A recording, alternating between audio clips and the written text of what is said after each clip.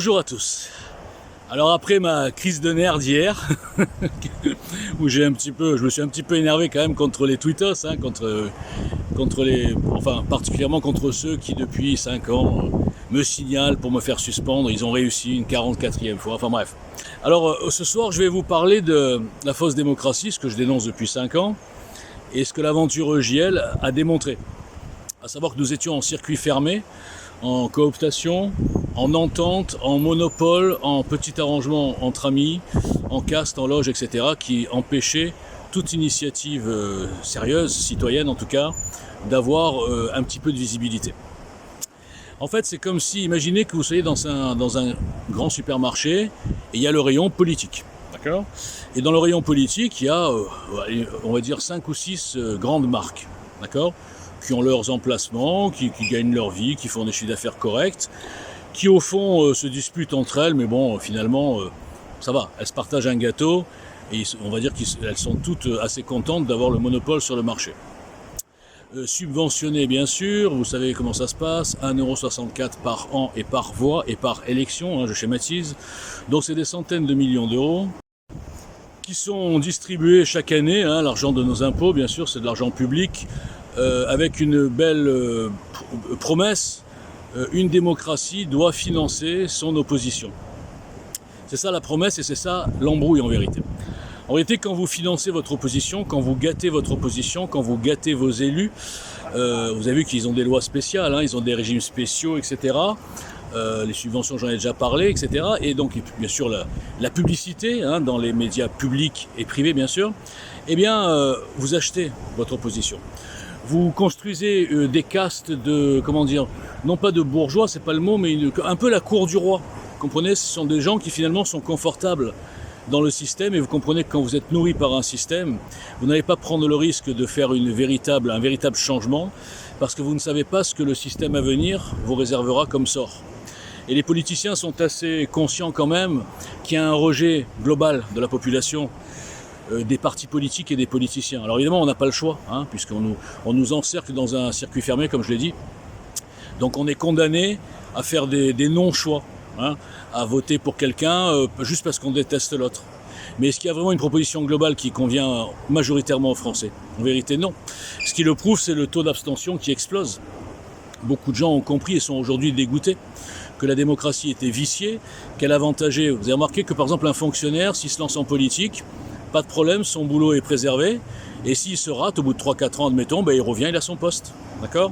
Et là, je peux parler des fonctionnaires, parce que c'est quand même une majorité de notre personnel politique, et même des grandes starlettes, de Jean Messia, Philippot, Asselineau, enfin bref, il y en a beaucoup.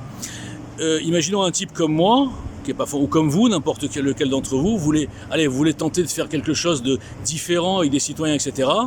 Pendant des années, vous vous battez. Comme vous êtes hors circuit, hors loge, hors caste, hors lobby, tout ce que vous voulez, eh bien, vous n'avez aucun média, aucune visibilité, c'est-à-dire que dans le centre commercial, dans le rayon politique, on vous met dans la réserve, d'accord ?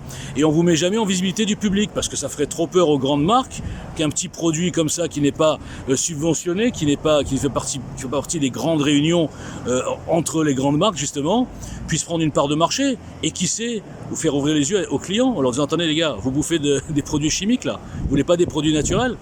Donc, eh bien, un type comme moi, au bout de 5 ans de combat, d'insultes, que des trucs négatifs, vous le savez, je m'en plains toute la journée, de boycott, d'insultes, de menaces, etc. Pour le marché du travail, je suis foutu, moi. Moi, personne ne m'a gardé ma place. Aujourd'hui, j'envoie un CV, n'importe qui googlise, tape Walter Boujna, il dit « Oh là là, c'est qui ce fou ?» Alors évidemment que les gens qui ne s'intéressent pas à la politique, en 3 minutes, ils vont dire « Ah, c'est un complotiste, facho, raciste. » Enfin bref, il n'est pas dans le système, quoi. Il dit pas « Tout le monde, il est beau, tout le monde, il est gentil. Vive Macron ou vive je sais pas qui. » Donc, pour un type normal, c'est impossible de faire de la politique. D'accord ? Avec tout ce que je viens de dire. Donc partant de là, si le système est fermé, s'il y a une espèce d'entente qui est d'ailleurs anti-concurrentielle, vous savez que dans le droit commercial, c'est interdit. Alors bon, tout le monde le fait, mais c'est interdit. Et pourquoi dans le droit politique, c'est pas interdit ? Pourquoi le système est ainsi fait que personne ne peut y entrer sans montrer patte blanche, si vous voulez. Et ensuite, c'est pas fini. Imaginons que quelqu'un arrive à rentrer dans le système sans être énarque, homo, franc-maçon, ou venant d'un autre parti, comme tous le font, ou étant connu avant, par exemple journaliste comme Zemmour. Eh bien, même si vous arrivez à ça, Eh bien, si vous n'avez pas l'argent, c'est impossible. Et après, allez-y, allez chercher les 500 signatures. Avec les mecs qui ont peur de pas donner la signature au pouvoir parce qu'ils ont peur pour leur subvention derrière. Ils font tous des calculs. Comprenez? Donc c'est impossible. Le truc est complètement fermé. Et ce que je voulais prouver avec EGL, mais c'est dommage, ça s'est retourné contre moi, parce que les gens me prennent pour je sais pas quoi exactement, c'était ça. Vous dire les gars, je viens de vous prouver en 5 ans avec un programme qui remporterait une majorité, je suis certain, sur chaque domaine, je vous expliquerai pourquoi après.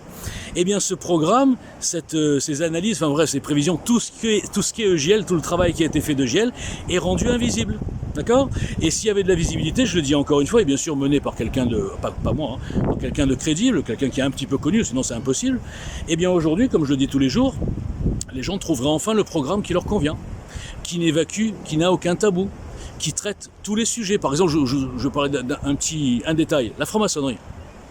J'en parle souvent parce que personne ne se pose la question pourquoi aucun des partis officiels de l'entente, de l'entente cordiale, il y en a même qui sont francs-maçons en direct et qui s'affirment parmi ces grandes marques, eh bien personne ne parle de l'influence insupportable, inacceptable de la franc-maçonnerie, enfin notamment du Grand Orient de France, dans notre République. Personne, parce qu'ils sont tous soumis, où ils en sont, où ils ont peur. Rien que ce sujet vous démontre à quel point la démocratie est complètement truquée. Ensuite, bon, les 500 signatures, j'en ai parlé. Et donc, quand vous arrivez à ces préférences pour avoir des fonctionnaires qui font de la politique, des fonctionnaires qui ont été éduqués, énarques souvent, qui ont été éduqués à la 5e, personne ne va changer le système. Ils en bouffent tous. Et moi, je suis pas en train de vous dire qu'ils sont tous pourris. Hein. Attention, attendez, je vais enlever mes lunettes même en plein soleil.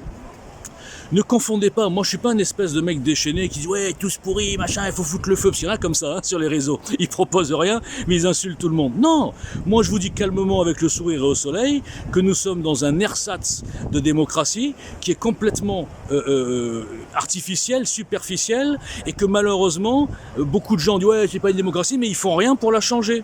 C'est-à-dire qu'au lieu de continuer à alimenter le système, à alimenter les starlets, à alimenter les gens qui vivent du système, au lieu de regarder ailleurs, eh ben, dès que quelque chose d'ailleurs vient d'ailleurs, on va dire, eh bien ils le boycottent, ou ils lui crachent à la gueule, ou ils ironisent, mais sans jamais lire.